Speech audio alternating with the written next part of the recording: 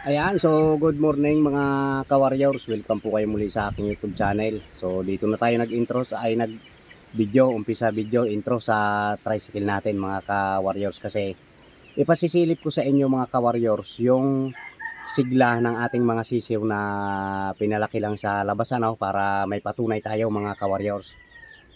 Ayan, so bali 1 month na sila mahigit, 1 month in 1 week na ata sila. Ayan. So, yung una, 'di ba, pinalaki lang natin sa scratch pen, yung ina sa loob ng scratch pen, tapos sila ay nasa labas lang.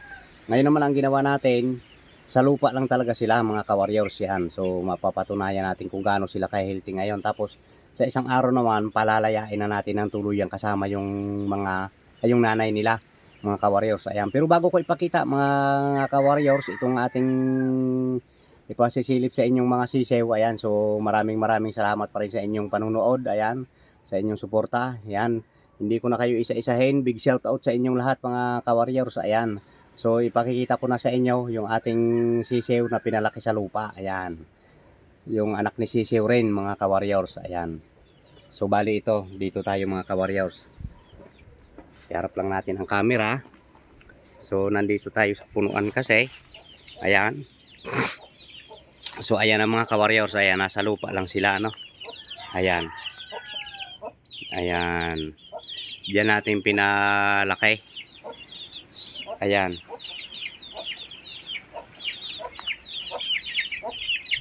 So ang liliksik nila mga ka-warriors. Ayan, no? Ayan. Wala man lang kasakit-sakit. Samantala yung mga kasabayan nito na kinulong ko ay nagkabulutong. Ayan, masasama na lagay ngayon. Ayan sila o wala. So pakakawalan na natin yan para hindi na pati sila maano ng bulutong.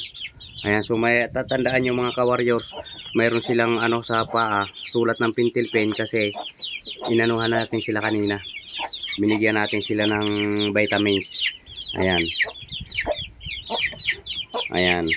So ang gagawin natin dito mga ka-warriors, bago natin palalayain ay pupurgahin muna natin sila mamaya. Ayan. Yun, uuhawin nga pala natin, tatanggalan na natin ng tubig doon para mamaya uhaw na uhaw sila. Saka ay natin painumin ng pampurga mga ka-warriors. Ayan. So napaka healthy nila mga ka-warriors. Talagang kung sa kulungan lang yan ay talagang masasama na naman ang kanilang mga pakiramdam niyan. Ayan, oh. Dito lang to sa kubo natin pinalaki mga ka-warriors. Ayan.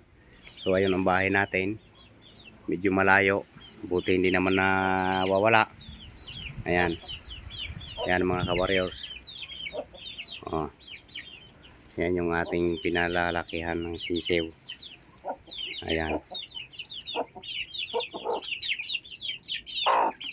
Ayan. So 5 ang lalaki nito mga ka-warriors.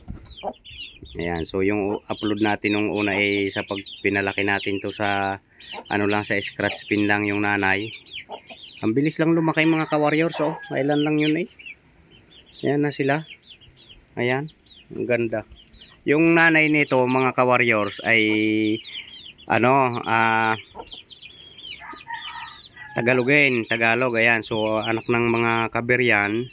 Ngayon, ang naman ito, ang ama naman ito ay mga pure Texas. Ayan. So natin yan. Titingnan natin kung anong nila, anong magiging laro nila pagdating ng nasa malalaki na sila. Ayan, titingnan natin kung ano ang kanilang mga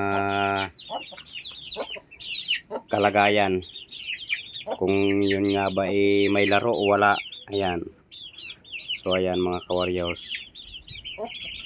Okay.